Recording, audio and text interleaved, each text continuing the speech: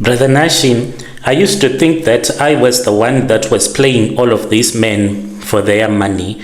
But now I sleep in a house that has a room where we keep a coffin. My daughter, she speaks with a person that I can't even see. I don't even know if this person is real or not. My daughter tells me that this person that she talks to at all the times, sometimes he appears as a snake, and this is a person that is from Nigeria. I have learned a lot, and please listen to my story before you judge me. I started working at a luxury hotel in Dubarn back in 2015. I was young and I was very bright. I told myself that I was going to work and I would be going to some night classes as well as doing some online courses so that I can progress in my education.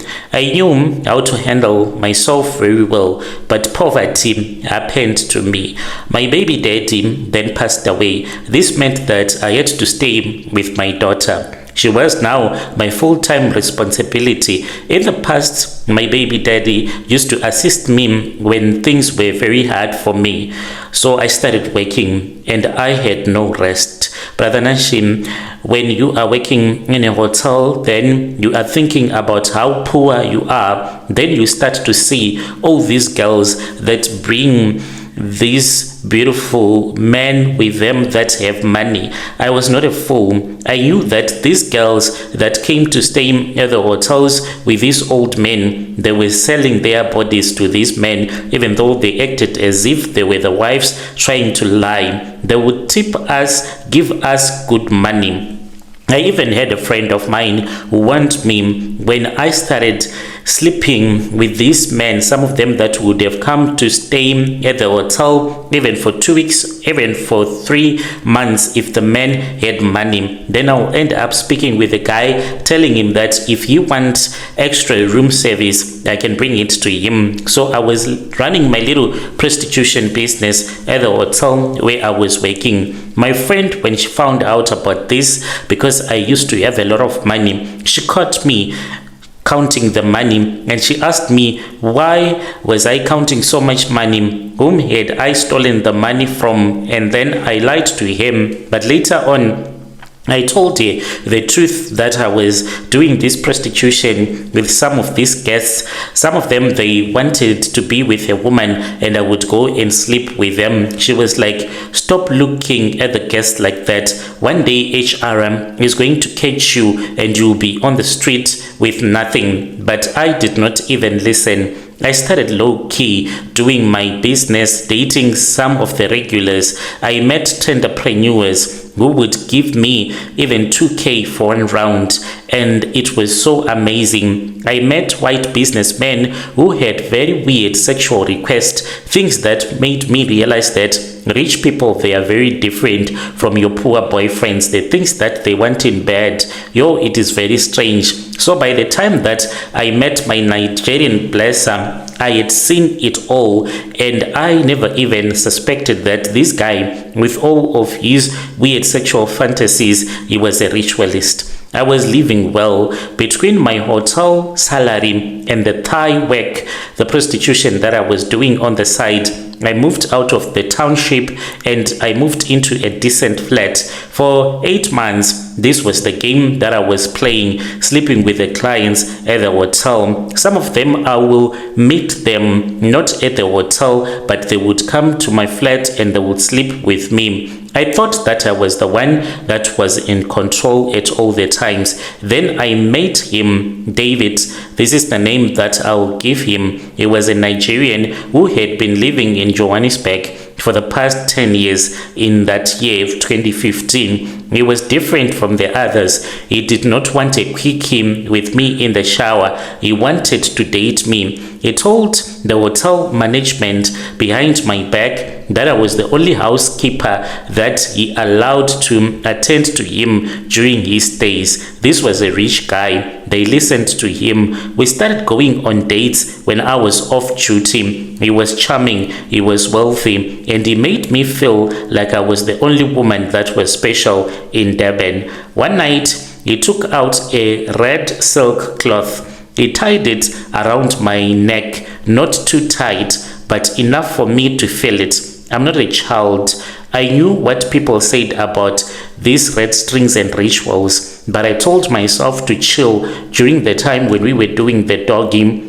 I told myself that it was just rough sex because he was behind me. Then he had this red silk cloth tied around my neck, and he was pulling and pulling until I could not breathe properly. I was even choking. So I said, here we go, rich guys and 50 shades of grey. I just thought that maybe it was some love fetish that he had to see a woman choking whilst he was giving her a doggy. I looked at the 10k that he had put on the nightstand, and I chose to choke and to teach myself to breathe properly when he would be choking me like that. I chose the money over my gut feeling. I did not even know that this guy, he was a ritualist. After 3 months of dating me and David, he told me that I did not need to work at that hotel anymore. He said, a woman that is so beautiful the way that you are not supposed to be cleaning floors for white people. How much are they giving you? And I told him, and he said, I'm so sorry, babe. I did not know that you were working for peanuts like that. And I said, so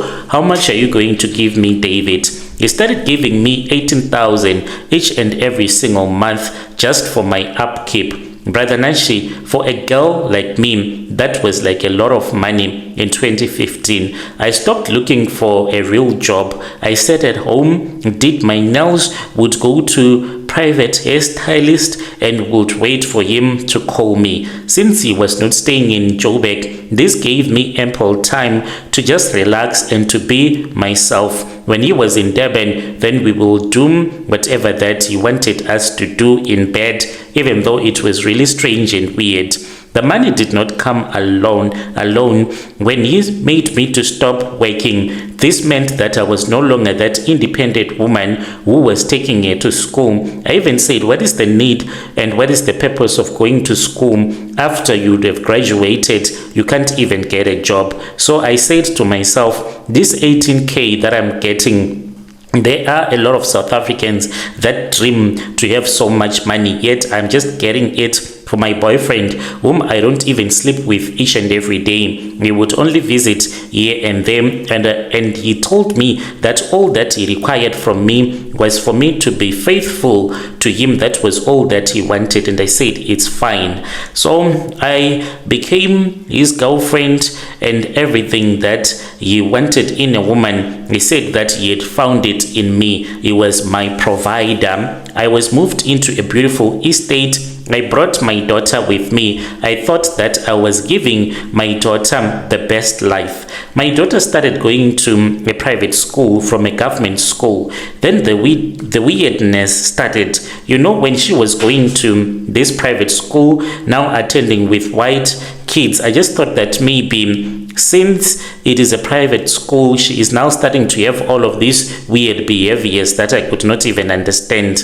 One Saturday afternoon, I walked into the lounge. My daughter was sitting on the floor. She had 2 juice boxes. She poured one out entirely into a small cup. I shouted and I said, what are you doing? Because she was also pouring onto one of the expensive rug that I had just recently bought. I screamed at her and I said, what are you doing? You are ruining the carpet. She looked at me and she said, oh, mommy, don't be angry. And I said, why am I not supposed to be angry when you are busy messing up my stuff? She then said, mom, you know, I am sharing with big uncle from Ojo, and big uncle, he says he likes me. He says I'm going to be his bride soon, but he's a snake, mommy. Why does big uncle look like a snake, but there are times when he looks like a human being?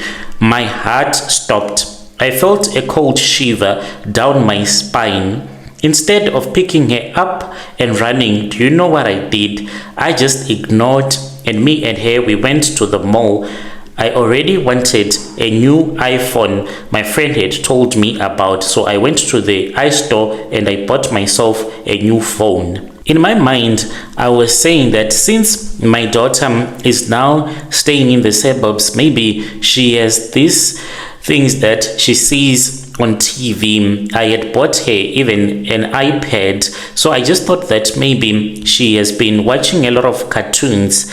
Later on, I just googled, later that night, I googled Ojo. When I saw that it was a place in Nigeria, I did not even understand what was happening. And as for the place Ojo, I knew that David came from there, but I still did not want to put the pieces of the puzzle together. I just thought that maybe my daughter had spoken with her stepdad about the village from where David came from. So I just ignored and went to bed.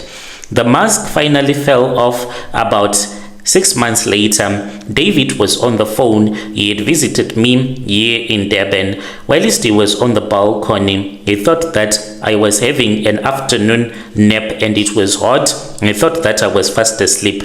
He was speaking a mixture of English and that Nigerian English that you can't really understand.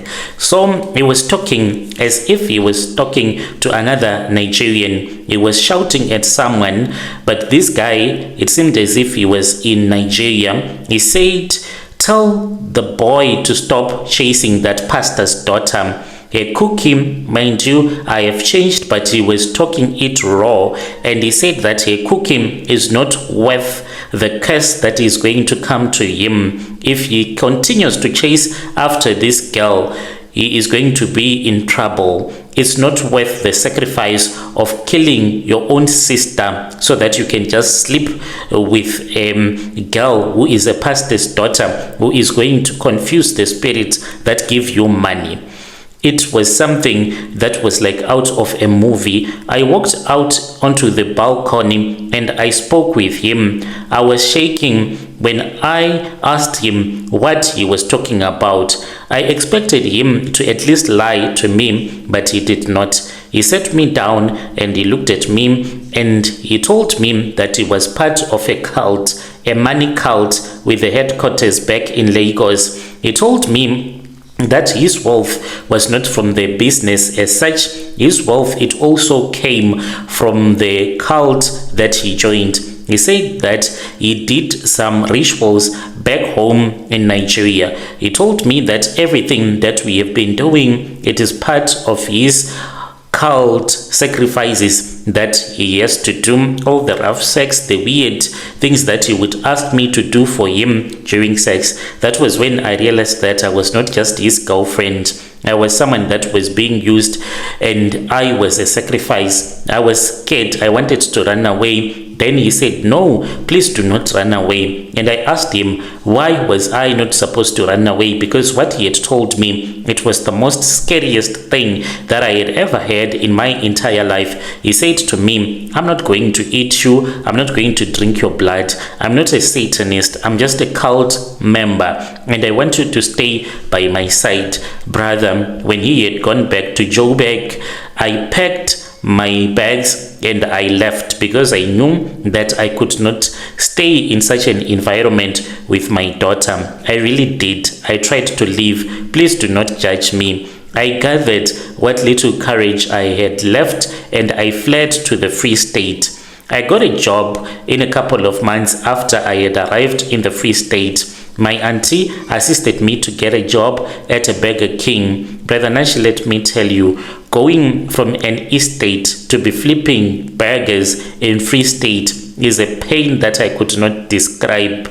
I was earning peanuts. My daughter, she was crying quite a lot because we just left everything. All that I had was 2 suitcases. The other one that had her clothes, then the other one, it had my own clothes. And I forgot the iPad that I had bought for him. And my daughter, she was like addicted to the iPad. She would cry. She would have these mental breakdowns and she will melt down just crying. and we were staying in a location. I could not even pay the rent properly. At my auntie's house, it was overcrowded because her own daughters, they have kids and they are also struggling in life. So I could not stay with my daughter there with my small salary. When I was staying with my auntie, I was even unable to buy anything nice for my daughter because everything has to be shared. You buy a packet of sweets for your daughter, and when you go home, you can't give your daughter alone. You have to share one. So I was not used to that kind of a lifestyle. I kept on looking at my life, how painful it was, and at work, I could not do it anymore. The poor life felt more like a curse than living with someone who had told me that he did money rituals. I did the unthinkable. One day, it was a bad day at work. There was one white lady. She thought that maybe I don't understand Afrikaans. The things that she said, my brother, I just did not want drama with her. And she said something that was racist to me, and I was already having a bad day. The manager had screamed at me when I had arrived late at work. Then this client, the woman, she was talking rubbish, and it was just too much. I wanted to cry. When I was on my lunch break, that was when I called him. I went back to David, but this time he told me that already he was dating another girl, but in Joburg. And I said, okay, it's fine. Is there any space for me in your heart?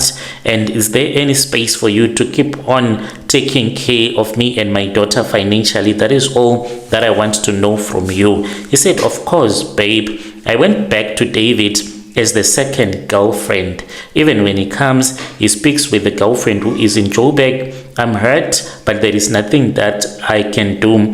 I accepted my place. He bought for me a nice car, and now we are not staying at the place where we used to stay. We are staying in another house. So this house, it has a room that I am never allowed to enter, even my daughter. But my daughter, she does not know what the hell happens in that room. Inside this room, he told me, I never saw the coffin. He told me that there is a coffin. Every time when David flies from Joburg to come and see me, he does not come to me. We don't kiss, we don't hug. I don't have to see him. He does not come to the bedroom. He goes into that room where the coffin is. He spends the first few hours of his arrival sleeping in that coffin. And then when he is done, like he is not allowed to touch a woman before he does that, then he calls his grandmaster. I don't know where he is. Then around 4:30, then he wakes me up. Brother, it is so hard when it is in June. You know, in June, it gets so cold down here in Dubarn. And when you go outside, it's like the air is like ice. He comes to the bedroom and then he said, let us go outside. So we go to the driveway of our house in the cold on the concrete of the pavement on the driveway. We sleep with each other. It is not about like pleasure enjoying. I just need to sleep with him. And once it's over, he becomes the normal boyfriend that I love. He becomes David again. We go to bed. We can sleep with each other on the bed if we want to. He takes me shopping, plays with my daughter. He pays all the bills. I'm the second girl in his life now.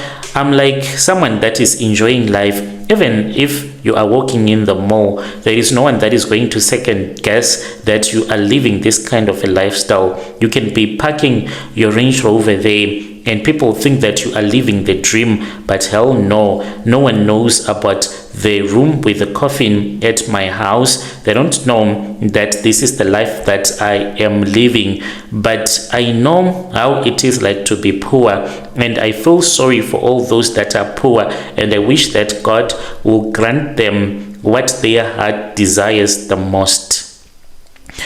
Dear listeners, right there was a message that was sent to me by one of our dear sister. Strange things indeed they do happen in this world.